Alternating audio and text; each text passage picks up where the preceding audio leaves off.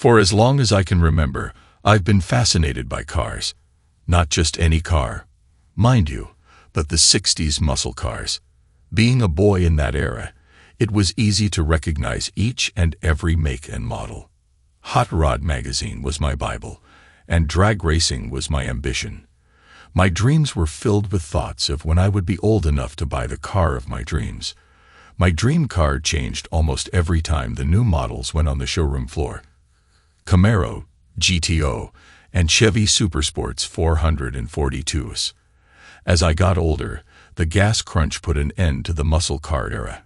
Detroit had stopped producing the high-horsepower monsters and concentrated on more economical autos. It was sad to see, but I took it like a man and cried my eyes out. In high school, I found a replacement for my fantasies. Girls.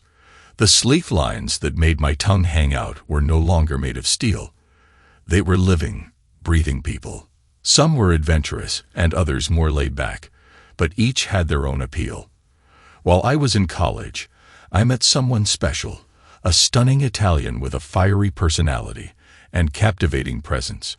I had been intrigued by someone like her for years, but, as with all new relationships, I overlooked the little challenges. There were some ups and downs, and she needed extra care at times. But when everything was going well, our connection was incredible. Justine and I got married a year after we graduated.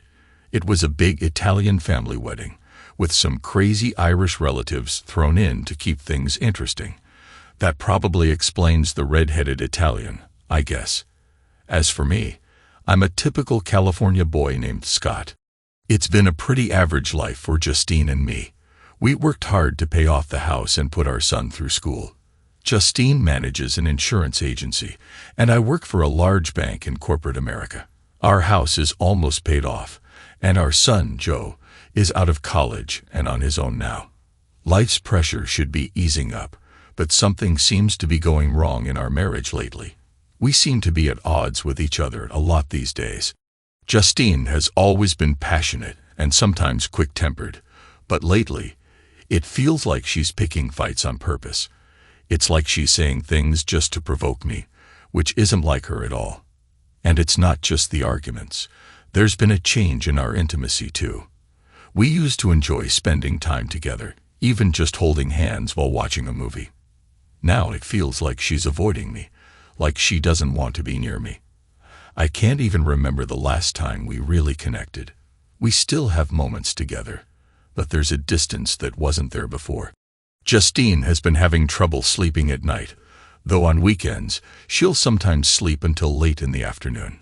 Her eating habits have changed too. She barely touches her food. I've asked her to see a doctor, but she insists she's fine. When I told her I was worried, she just told me to leave it alone. Being the optimistic type, I kept telling myself things would work out if I didn't push too hard. I didn't want to give her any reason to get upset again. I decided to ride out the storm, hoping it would pass. Justine has been the best thing that ever happened to me. She's my world. As we approached our 25th anniversary, I wanted to do something special for both of us. With more time and money now that our son was grown, I planned to rebuild a car and take a couple of weeks to tour the country together. It would be a chance for us to reconnect. Working on the car would also give me something to focus on, away from the tension at home. I found a nice Camaro for sale by an old friend, Bobby, who had been a motorhead since high school and was a fantastic mechanic. He offered to help me with anything I couldn't handle myself. When I brought the car home, I thought Justine would be excited, but she hated it from the moment it arrived. I had hoped to surprise her with the car for our anniversary, but I couldn't tell her that just yet. She saw it as a waste of time and money, constantly criticizing me for working on it. "If you wanted a car, why didn't you just buy one?" she asked. "Justine, this isn't just about a car. It's something I've wanted since I was a kid." "Oh, so now you want to be a kid again. Is this some kind of midlife crisis or something?" "No, but why do you begrudge me this? It's something I want to do." "Well, you spend all of your time out here these days, and this has to be costing a fortune." "You mean like those $200 shoes that you've never even taken out of the box?" How about the $800 dress you've never worn? That's different, and you know it. Why is that different? Did you come out here just to start an argument? If you did, you're in the wrong place. Building this car makes me happy, and God knows there's been precious little happiness around this house for the last few months. So just what the hell do you mean by that? You know exactly what I mean. I can't seem to do anything these days that pleases you. If anybody should be confused, it's me. I want to know where the woman I married went, and who this person living in our house is now. Am I really that bad? To be honest, yes. I barely know who you are anymore. You're always upset for no reason, and it's like you've started treating me with disdain. Her face softened, and she sighed. Scotty, I'm sorry. I don't mean to treat you like that. It's just, I don't know why I'm doing it, she said, her voice trembling. Baby, I'm not saying these things to hurt you. I love you with all my heart. Do you think maybe we should see someone? Get some help? The look in her eyes told me I had probably gone too far. Scott, I'm not crazy. I'll be fine, she said softly, giving me a quick kiss on the cheek before walking back into the house. I knew then that things were far from over. She wouldn't just give up and let me win an argument that easily. Her heritage wouldn't allow it. After all these years, I knew when something wasn't truly resolved. Later that evening at dinner, the woman I married reappeared. It was wonderful to have her back, even if only for a few minutes. She sat with me, and we had a real conversation, reminiscing about some of the great times we'd shared. After dinner, we curled up together on the couch, and she leaned in close, softly kissing my neck, and then gently brushing her lips up to my chin. Her hands found their way to the back of my head, and she kissed me tenderly. There was a surprising intensity in her kiss, and I responded, feeling a connection as my hands rested on her back. She pulled me closer, wrapping her arms around my neck. There was something both familiar and exciting in the way she leaned into me, and I could sense how much she was enjoying the moment. I gently kissed her neck, and the way she responded made me feel like we were reconnecting in a way we hadn't in a long time. The evening was full of tenderness and warmth, bringing back a glimpse of the closeness we once shared. As we sat together, I was reminded of the love that had drawn us together all those years ago. For the first time in what felt like ages, she fell asleep in my arms. It was a moment of peace, though I knew there would still be challenges ahead. After months of hard work, the Camaro was finally coming together. The engine was nearly done, and the car looked stunning. I was planning to give it to her in time for our 25th anniversary. I spent the weekend working on the last few details, wiring, hoses, and belts. By midweek, the Camaro was purring like a kitten. I was proud, hoping she would appreciate the love and effort I had poured into it. And maybe, just maybe, our relationship could be restored, just like the car. Friday came, and I was excited about our anniversary the next day. But when I got home, there was a message from Ju saying she'd be late. The evening was still early, so I decided to take the Camaro out for a test drive. The car handled perfectly, responsive and smooth. I got on the freeway, only to hit a stretch of stalled traffic. The oil pressure was good, the temperature gauge at 160 degrees, and everything seemed better than I could have imagined. While waiting in traffic, I glanced over at the car next to me. To my shock, the driver had a woman's head in his lap. I had to laugh at the absurdity of it all. People do the strangest things on the road. What would it even be like to have a moment of intimacy like that in broad daylight? It had been so long since anything like that had happened between Ju and me. After a few more minutes, the scene in the next car seemed to reach its conclusion. The woman sat up and turned her head. To my horror, it was Ju. We locked eyes, both frozen in shock. At seeing me as I was at learning she was the woman involved, we stared at each other until she turned her head away in panic and vomited on the dashboard. What the hell had just happened? This couldn't be real. It was some kind of sick hallucination. My eyes had to be playing tricks on me. Justine wouldn't do this to me, would she? It would sure explain her attitude as of late. God damn her. I wanted to be home, and I wanted to be there right now. My foot hit the gas just as I jammed the shifter into low gear and dumped the clutch. Luckily, the car had been in the right lane, so I tore off down the shoulder to the next exit. The Camaro flew by the accident that had been holding up the traffic, and the road was clear ahead. I swerved back onto the pavement just as I hit second gear. I forgot about going home altogether when I shifted to third. The car was doing about 70, and at 90, I pulled the shifter into fourth. The Camaro had hit its stride at 120, where the speedometer stopped keeping track. A couple of exits later, the highway patrol tried to chase me, but I floored the gas pedal and pulled away from them. I wasn't even thinking at this point. By now, I was out of the city and passing cars on the open road. My jaws were clenched so tight my teeth hurt, and my knuckles were white from my death grip on the steering wheel. Every once in a while, I would fly by another waiting patrol car, but the Camaro would leave them behind. It was apparent by now that I was in some pretty deep trouble, but it wouldn't be as bad as what I faced at home when I saw Justine again. The anger rose in my throat like bile. I had never in my entire life experienced the rage I was now consumed with. My instinct was to lash out, to destroy for the pain I was feeling. The adrenaline of the speed only served to fuel the fire inside me. One wrong move would put an end to it all. Should I? Could I? God, why? What had brought us to this? By this time, the tears in my eyes made it hard to see, and the rational part of me told me to pull over, or somebody was going to get hurt. My foot lifted off the pedal, and the car slowed, coasting to a stop at the side of the road. I sat behind the wheel and waited for the cops. Why had I let this get out of hand? I had my license and insurance ready when they finally showed up.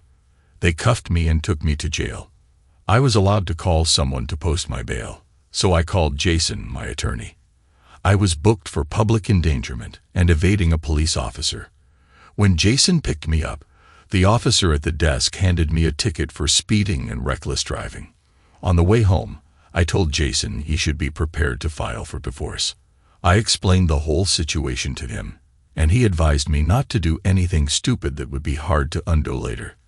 I promised him I'd keep my head and only talk to Justine. The anger that I had initially felt was left out on the highway.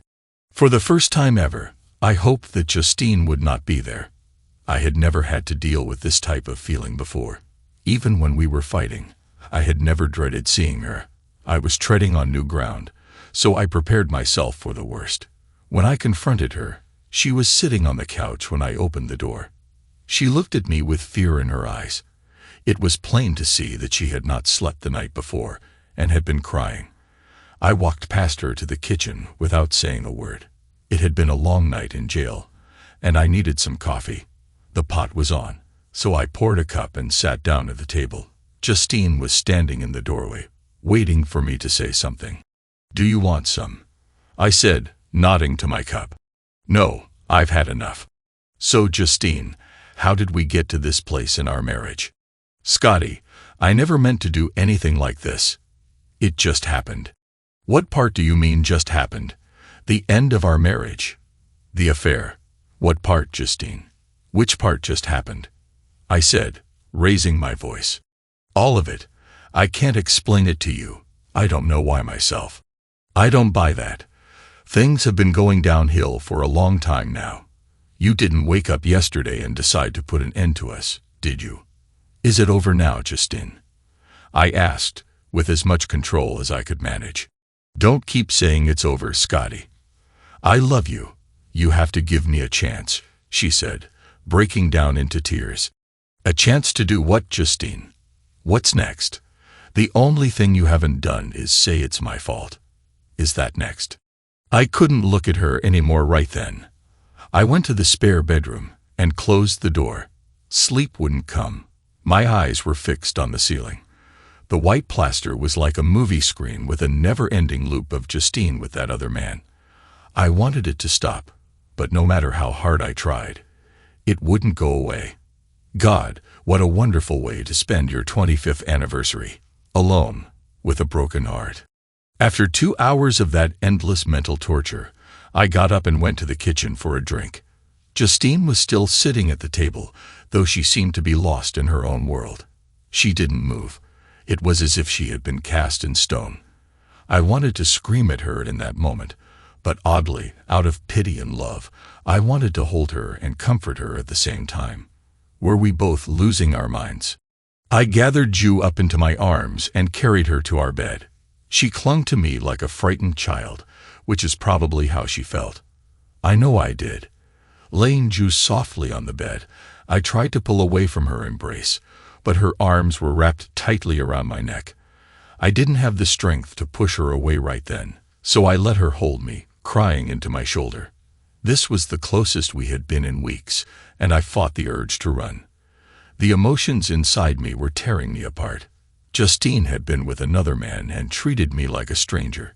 I had stood by and let it happen. We should have faced this together, whatever it was. Why wouldn't she open up to me? Did she really not understand why things were falling apart? The only clear thought in my mind was that we couldn't continue like this. Whatever the outcome, anything would be better than the last few months. It was obvious to me that I still loved Ju, but I didn't like who she had become. Thinking about the future while she held on to me, I considered my options. Divorce, that would be the easiest route. Just get out while I still could, cut my losses, and leave. But that wasn't the answer, not yet. We had to get to the bottom of this. I owed that to her and to myself. After 24 years together, I wasn't ready to forgive her, but we both deserved to understand what had gone wrong. I had never seen Ju in this condition before. She had always been strong and confident, but now she seemed fragile. What kind of man would I be to walk away while she was like this? I wasn't a believer in counseling, but at this point, what did I have to lose? A few weeks or months of therapy might help me find some clarity, some sense of direction. Eventually, I drifted off to sleep with Ju still holding on to me, clinging like her life depended on it. I knew what I had decided, but what about her? Would she agree to counseling? Last time I had mentioned it, she had rejected the idea completely. I was pretty sure this was the end, if she refused. But surprisingly, Ju came to me with a similar plan. "Scotty, I can't even begin to tell you how sorry I am. I don't know what possessed me to treat you so badly. I know I don't deserve you, but I need your help more than ever." "Yes, but you don't even know what I'm going to ask," I said. "Okay, go ahead and ask, but I think I know where this is going," she replied. I had a lot of time to think about it. We need to see someone to get to the bottom of this. "Do you mean it?" she asked, a flicker of hope in her voice. "I don't deserve it, but will you do that with me, Scotty? Please don't get the wrong idea. I'm not saying everything will be okay, but I won't give up, not until we understand what went wrong." "That's all I could ever wish for," she said, her eyes filled with gratitude. "Ju, I need to know, who is he? How many times did you see him?" I asked, my voice steady but firm. "Please don't make me tell you about it, Scott. I just want to forget," she pleaded. "If there's any chance for us, you need to be honest. If you start lying now, it's over." "Scotty, please. You've already gone to jail because of me. I won't lie, but I don't want you to get into more trouble." "This isn't an option, Justine. Tell me." "It was my boss. He talked me into going to a hotel with him, and what happened there, you saw that. If you say anything to him, I'll lose my job," she said, her voice trembling. "Screw the job, Ju. Do you really think I'd let you work there after this? I don't want you to contact him again. Ever. I'll take care of it. There are millions of jobs out there, unless you think your job is more important than I am. If that's the case, I'll be gone in an hour." "No, Scotty, you're right. I wasn't even thinking. Of course. God, I wish none of this had happened," she whispered. "Well, it did. And we can't go back," I said, walking away. I took a week off work. Jason, my lawyer, gave me the name of a marriage counselor he said was highly recommended. We had an appointment scheduled for Thursday. To Ju's dismay, I moved into the guest bedroom. I couldn't be around her right now, not with all the anger still simmering beneath the surface.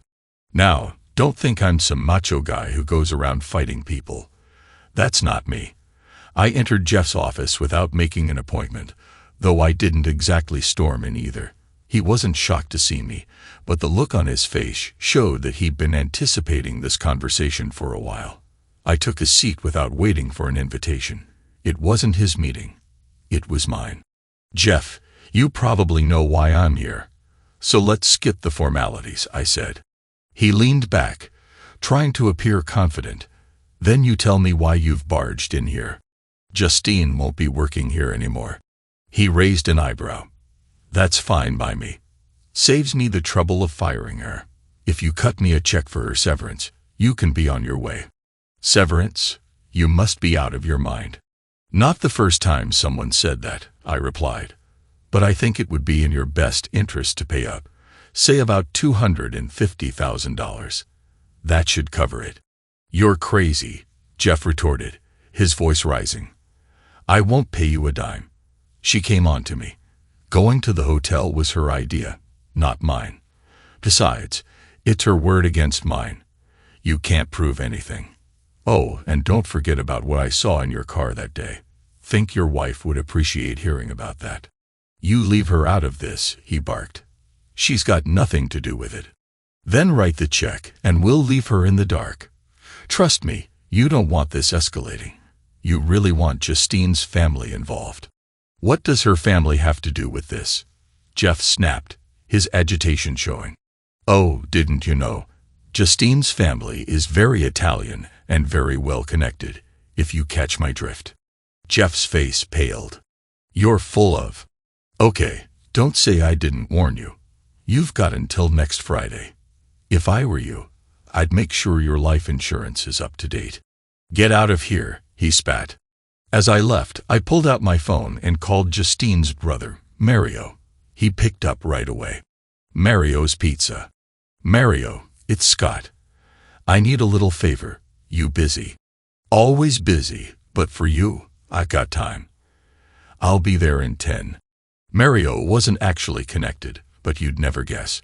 We went over the plan. Mario and Timmy, one of Justine's Irish cousins, would pay Jeff a little visit. Timmy had a reputation for being a little wild, with his crazy red hair adding to the effect. I had to admit, I was curious to see how Jeff would react to these two showing up at his door. Later, I dropped by to see how the visit went. Mario and Timmy were laughing over beers. "Scott, you should have seen his face when we told him we were collecting donations for the Italian-American Relief Society." Mario chuckled. "He wrote me a check for $500. "You're kidding me," I said, laughing. "Nope, it's right here," Timmy added, pulling out the check with a grin. Ju was still keeping her distance, clearly regretful, but the pain between us was still raw. We were civil, but the trust was fractured. We needed help, and I had scheduled an appointment with a marriage counselor. The night before our session, Ju and I worked quietly together on a questionnaire the counselor had given us. After a while, she pushed some papers toward me and whispered, "Thank you, Scott." "For what?" "For everything," she said softly before heading to bed. I was thankful she didn't push for anything more. If she had tried to seduce me right then, I might have given in. But we both knew it wasn't the time for that. We needed to rebuild trust, not paper over the cracks. The next day, we met the counselor, Ed, a big burly man with white hair and a beard that made him look like a plus-size Santa Claus. I hoped I wouldn't have to sit on Ed's lap. Ju was nervous, but Ed quickly put her at ease. He greeted us and laid out his expectations. Honesty was crucial.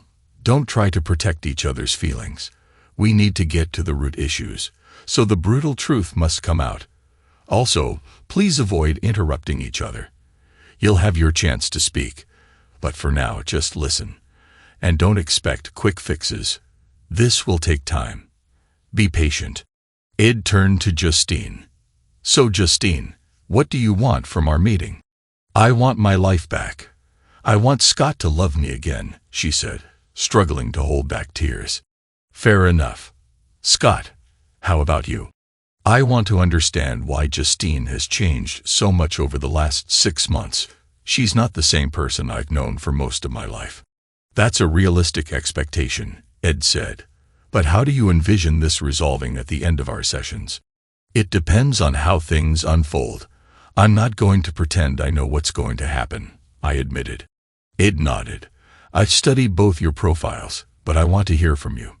Are you committed to working through these problems, or are you here to resolve your own fears and doubts? Do you want to fix your marriage? Are you saying I'm not here for the right reasons? I asked, feeling defensive. No, not at all, Ed said. From what I've gathered, Justine wants to repair the marriage. What I'm getting from you is that you want to understand why it broke down. But I'm not seeing much about whether you want to fix things afterward. It felt like a slap in the face. Justine spoke for most of the session, sharing her stress at work and home, and mentioning her lack of libido and insomnia. Ed took notes, and I felt like a spectator in a reality show. At the end of the session, Ed handed Justine a list of tests he wanted her to get done, suggesting a doctor. I left the meeting feeling disheartened. Ed's focus on my part angered me. This wasn't my fault. I hadn't broken my vows. I was there to support Justine, who needed help. Justine left Ed's office with hope, while I left with confusion. I decided to hit the bar. After a beer or two, and reflecting on my night in jail earlier that week, I needed solitude. I drove the Camaro towards the mountains on the scenic road, the winding curves providing a brief escape from my thoughts. The serene drive helped me leave my troubles behind, at least for the moment. When I got home, Justine was waiting for me. "Scott, can we talk?" she asked. "What now?" I thought. "Sure, I'm going to get a Coke. Would you like something?" "No, thank you," she replied, waiting for me to return. I sat down, bracing myself for what was to come. "Scott, I've been thinking about the session with Ed," Justine said, her tears streaking her mascara. "I'm scared. He asked you something today that I never considered. Please, Scott, I need the truth. Are you going to leave me?" I struggled to answer. "Justine, I can't even begin to answer that right now. A lot has happened this week and over the last 6 months. Some things I'll get past. Others might never go away. I haven't had much time to process it all yet." "I love you," she said softly. "It might not have seemed like it lately, but please believe me, it's true. I'd like to tell you that I'll never hurt you again, but I can't," Justine said. "It's not that I want to do these things to you. They just happen. I know you don't understand what's going on, and honestly, I don't either." She took my hands in hers, pausing to take a deep breath before continuing. "I hate myself for hurting you. I would do anything to take it all back. There are no words to express how sorry I am. For Jeff, for the way I've been treating you, for everything. Every day, I tell myself that it won't happen again." I was at a loss for words, my mouth dry. I resisted the urge to hold her, fearing it might send the wrong message. Justine knelt before me, pressing my hands to her cheek. Her voice trembled as she spoke. "Scott, no matter what you decide, I want you to be happy. I'm not going to ask you to forgive me. I can't, after how I've acted. I want more than anything to grow old by your side, but only if that's what you want. If you decide you need to leave to find happiness, I'll understand." She left the room, leaving me behind, feeling as though she'd resorted to psychological tactics. It was working. I was moved almost to tears by her words. I knew she was sincere. After living with someone as long as we had, you come to know the plain, honest truth. I didn't have enough on my mind already. My brain was in overload. I went to work the next week, but for all I accomplished, I might as well have stayed home. Jeff and I met with Ed again on Thursday. He had Justine's test results back from the doctor. Ed said, "After our meeting last week, I had a hunch about what we were looking at, and the test results confirm it. Justine has a condition known as bipolar disorder, also known as manic depression. The good news is that it is very treatable with medication and therapy. Justine will need to see a psychiatrist for a while to work on her inner struggles. The medication will take some time to take effect, maybe a week or up to a month. Do you have any questions? We both asked a lot of questions. Justine's symptoms seemed to fit her condition perfectly. Everything aligned like pieces in a puzzle, except for one thing. I couldn't accept that the issues I'd been dealing with over the past 6 months could be resolved with a pill. Ed sensed my defensiveness. Scott, you seem to be having a hard time accepting this. Well, yeah, it's not clear. I see things in black and white. This seems to let Justine off the hook for everything. You haven't had to live with her. Her mood swings, the attacks on me, and the affair. Justine cut me off. Scott, it wasn't an affair, it was one time. I interrupted. Yeah, one time. How many times would it have been if I hadn't caught you? Ed broke in. That's enough. We're not here to argue. Remember the rules. Scott, I want to talk to you alone next session.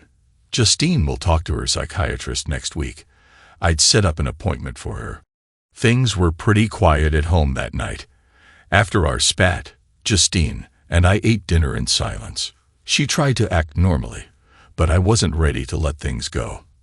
I was supposed to take this explanation and forget her behavior. That was the rub. At 10 the next morning, guess who showed up at my office? Go ahead. Take a guess.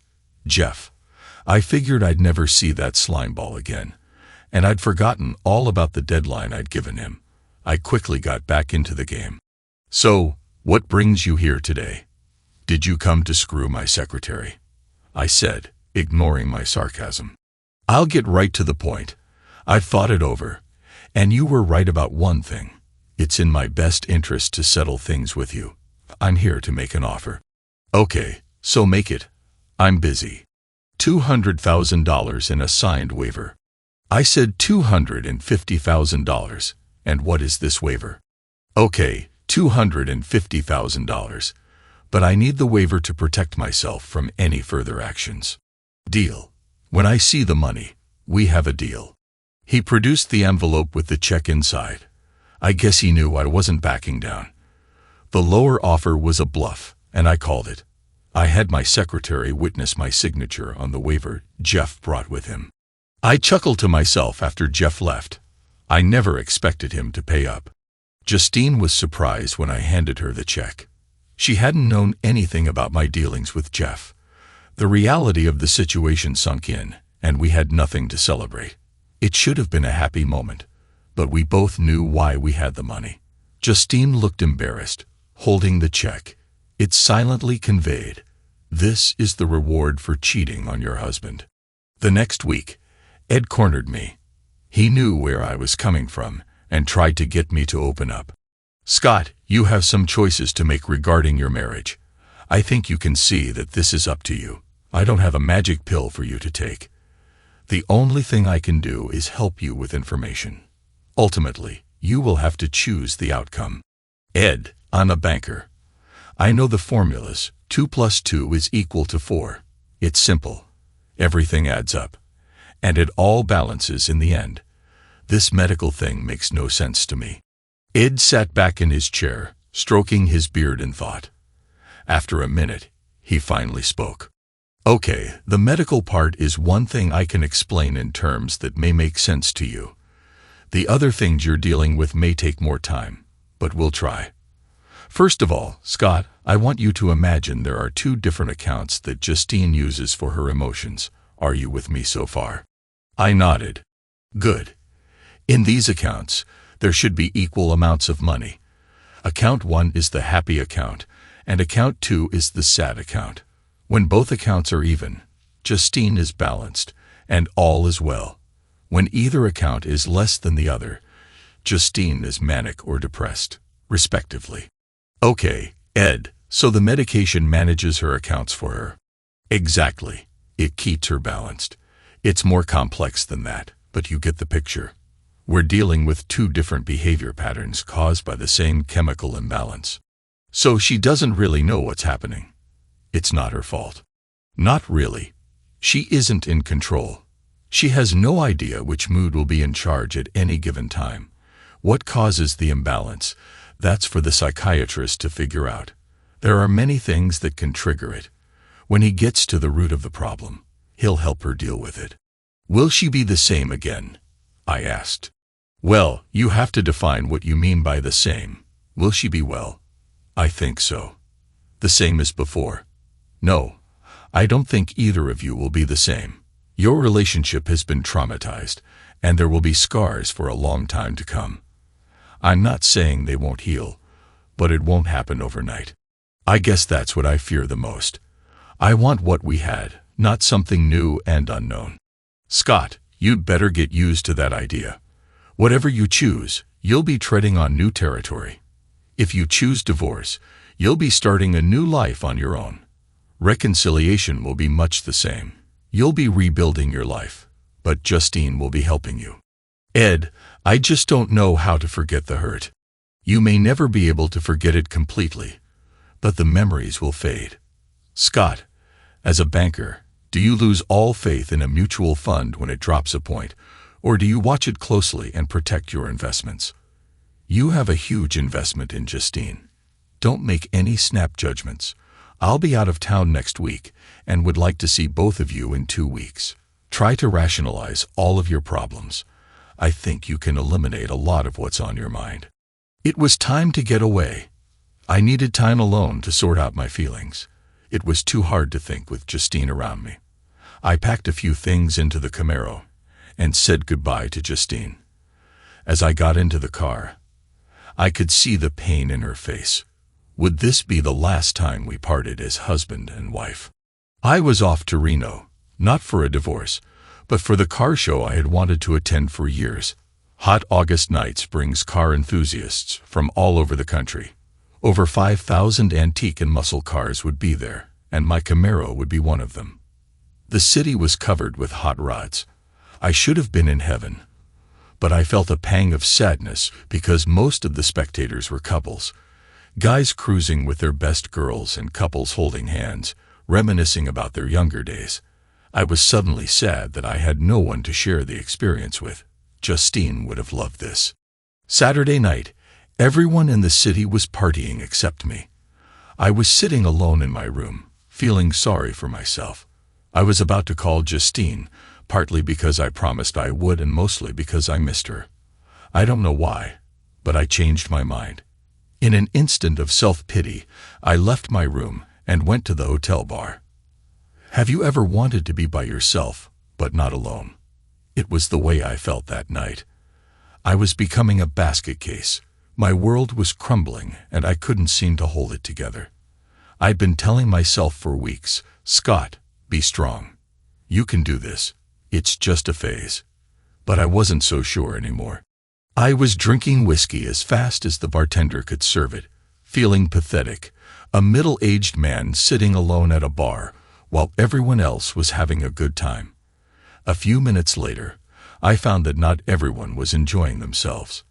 Well, actually, she found me.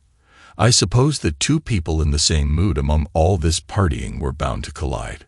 She was every bit as drunk as I was, which was next to unconscious. We mostly stared at each other for the better part of an hour. So, what's your story? She slurred. I really don't want to talk about it. How about you? Would you rather drink or talk? Talk. Okay, shut up and order another round, and I'll talk. Okay, I'm Scott, I said with no real conviction. Jennifer, she said, holding out her hand. I shook it lightly. You don't seem to be here for the party. Do you live around here? Yeah, for the next couple of days anyway. So I've been sitting next to you, trying to get you to pick me up for an hour. Are you not interested? The whiskey burned my nostrils as I had been drinking when she asked if I was gay. I almost choked. What? Hell no, it's not that. I just wasn't looking for company right now. Oh, problems with your wife? Something like that. But like I said before, I really don't want to talk about it. Well, it looks like we're in the same boat. My husband has ignored me all goddamn day. First it was golf, And now he's talking about cars with some guy he doesn't even know. Well, screw him. He brought me here to have a good time. That's just what I intend to do, with or without him. Jennifer was about 10 years younger than I was. She was attractive and seemed very available. Without another word, she grabbed my arm and pulled me along. I guess I was drunk enough to just follow her. It didn't even register in my mind what was happening until we were in the elevator. She was taking me to her room. Jennifer was all over me as we ascended to the 6th floor. I could hardly walk as she dragged me by the hand, rushing to her room. We must have been in the hallway for 5 minutes before the card lock on the door cooperated enough to let us in. This was by far too crazy for me, even in my drunken stupor. Jennifer only made it as far as the bed before she passed out. I probably couldn't explain why I stayed. There was something inside telling me not to leave her alone. So I took up residence in the chair by the window. As the hours rolled by, I sobered up. Jennifer was still sprawled on the bed, sleeping motionlessly. It must have been a little after when the door opened and quietly shut. The man froze when he saw me, looking dumbfounded and silent. I held a finger to my lips, signaling for him to remain quiet. I needed to talk to this guy. He had to know how close he had come to disaster. I motioned him out into the hallway, still keeping my finger to my lips. I didn't want to risk waking Jennifer. Once in the hall, I said, "Just don't ask. We need to talk, and we need somewhere more private than this." "What's this all about?" he asked. "Just follow me, and I'll explain." We proceeded to the 4th floor, where my room was. I told him my name and found out his was Brian. Once we were seated at the table in my room, I planned to save Brian some heartache. "Look, Brian, you were about a millimeter away from losing your wife tonight. Unless you're one of those guys with an open marriage." "Oh, hell no," he responded. "That's what I figured. I want you to listen to me. Just listen. Don't talk. Jennifer has passed out. She's dead drunk. You left her alone tonight. I'm not going to tell you how to run your life, but don't you think she deserves better from you? If she had picked up any other stranger, you might have walked into something quite different than me sitting here waiting for you. She told me you pretty much abandoned her today.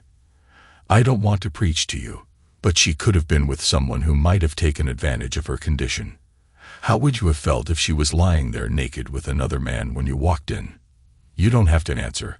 I already know how it feels.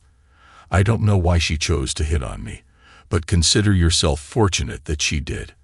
I saw a lot of Justine's behavior reflected in what happened tonight as I talked to you. Jennifer was drunk and acting irrationally. If only someone had been there to help Justine instead of that jerk Jeff."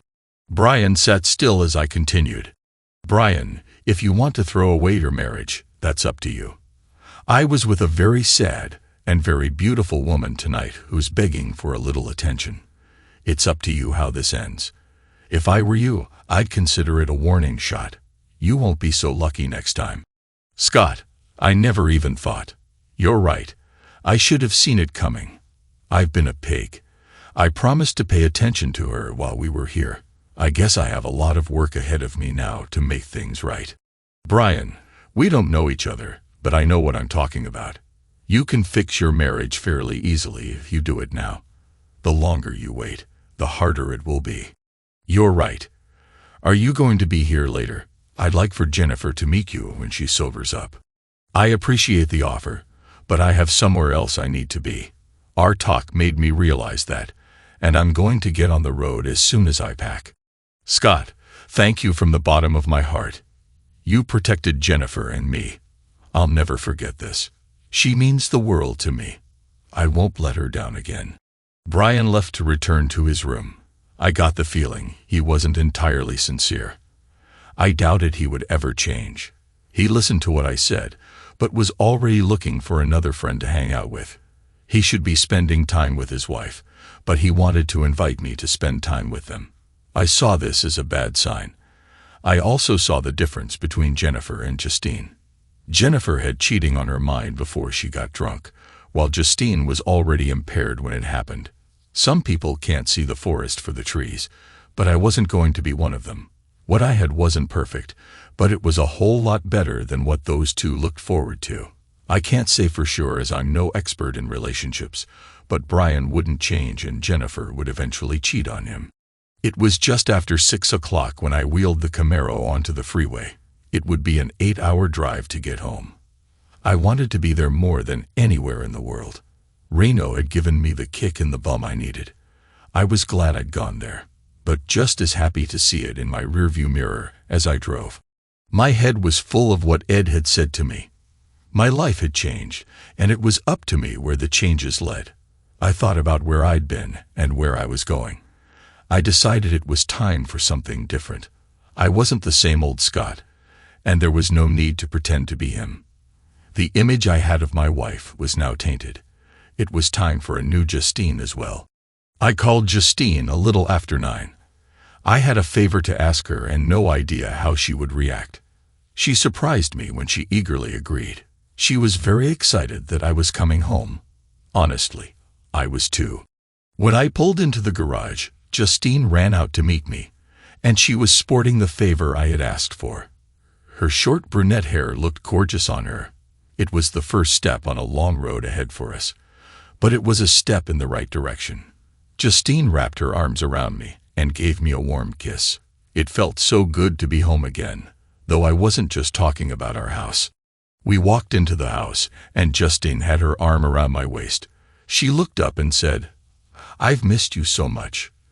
What do you think? Is it too short?" She brushed the bangs from her eyes. "It's perfect. I love the way you look. You must be starved. Would you like a sandwich?" she asked as I sat at the kitchen table. "That would be great. I haven't eaten for a while. Is turkey okay?" "Yeah, that's fine. I have some things to ask you." I had a lot of time to think about us on the drive home. "I'm listening." "I've decided to quit the bank." "Okay. Would you like some soup with your sandwich?" "Did you hear me?" "Yes, you're going to quit your job. Is vegetable all right, or do you want chicken noodle?" "I would have thought you might have more to say.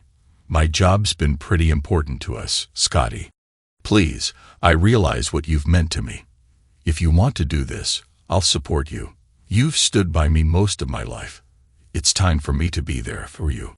"Okay, now that it's settled, vegetable would be good." That was as surreal a conversation as I'd ever had. I expected a fight, and I got soup. That wasn't my only surprise of the day either. Later that night, while I was lying in bed, Justine came out of the bathroom in a new look. She just smiled and made a lighthearted comment about her appearance. I had been tired, having not slept for close to 2 days, but as exhausted as I was, we found our way back to intimacy. It had been a long time for both of us, but we made up for it. We had taken another giant step toward our renewed relationship. Justine's mood had changed dramatically in the last week, and I had renewed hope that we could make it. I knew we could. We would be different people. This wasn't only about a new job and a new hairdo. My plan was to restore our marriage to something we could be proud of, much like I had done with the Camaro. With Justine's help, we could make our relationship better than new. When we visited Ed on Thursday, he was genuinely surprised by the progress we'd made in the last week. The session was scheduled to start a dialogue between Justine and me, but as we told Ed, we were already a lot further along than that. I had moved back into our bedroom, and we were communicating better. Justine had not shown any of her previous issues since starting medication. We talked a little about my trip to Reno and the turning point in my attitude. This was the first time Justine had heard about Jennifer. "Yeah, she picked me up in the bar," I said. Justine looked over, and Ed asked, "Did you ever consider what might have happened?" "Absolutely. I was very intoxicated when we got to the elevator. I realized what was happening. This was all new to me. I don't usually get picked up by strangers. I was a little slow on the uptake, but by the time we got to her room, my brain got back into the game. I could have easily slept with her. Well, maybe not in the condition we were in, but if the situation had been right, and she hadn't passed out, it could have happened." Justine looked at the floor and asked, "Why didn't you?" I wouldn't have blamed you. Probably a lot of reasons, but the main one was you. I remember the pain I felt when I saw you. I was sober enough to know it was wrong, and that I had commitments to you, wedding vows, a lifetime together, our son, and the promise to stand by you while you worked through your problems. I still loved you too much to hurt you. Justine was crying now, and I said, "You've got to quit beating yourself up over this. I forgive you. If you can't let it go, it will never be over." Ed smiled. "I love my job when others do all the work. Scott, I'd say you've come around now. I think you've concluded that life isn't as simple as yes or no. There are a lot of ifs and maybes. We can't always make decisions based on what we see. There are circumstances to factor in. Ed, you've taught an old dog a few things. Justine and I will be making some big changes, not only in our relationship but in our lifestyle as well. We've talked about how we were secluded in a way we didn't even realize. There is so much more out there to experience, and we want to enjoy our time together." "Justine, how do you feel about all of this?" asked Ed. "I couldn't be happier. Scott has been so wonderful. I've put him through hell, and he still loves me. I'm actually looking forward to new adventures with him." "How are you doing with your therapy?" "Well, I've only had a couple of sessions, but I'm opening up a little more each time. The doctor feels that we are making progress." "How have you been feeling overall?" "I can honestly say I haven't felt this good in years."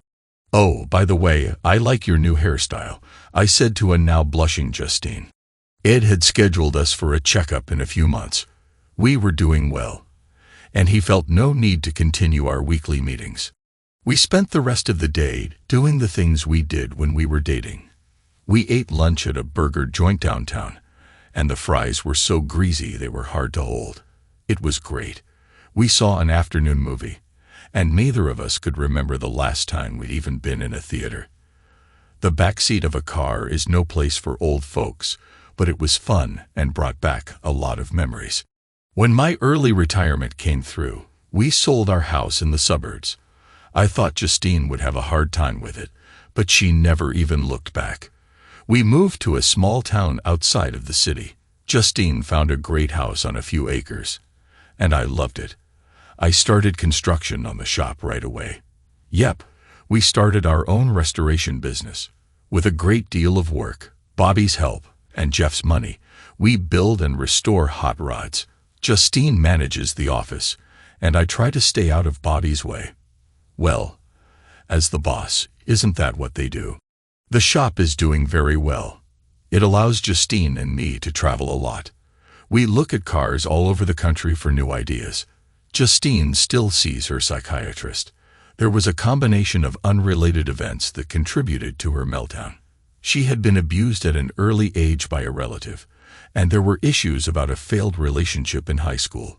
Justine turning 40 a few years ago compounded these, and when our son moved across the country, Justine's mind revolted. There's more to it, and probably more to come, but we accept it and know what to look for. If anyone cares, I went to court for my road rage. I paid a stiff fine and had my driving privileges revoked for 6 months. The judge must have been in a bad mood, but it could have been worse. You should have been there to see Justine trying to learn how to drive the stick shift in the Camaro. It was hilarious. She caught on pretty quick. I don't think I'll ever get to drive that car again.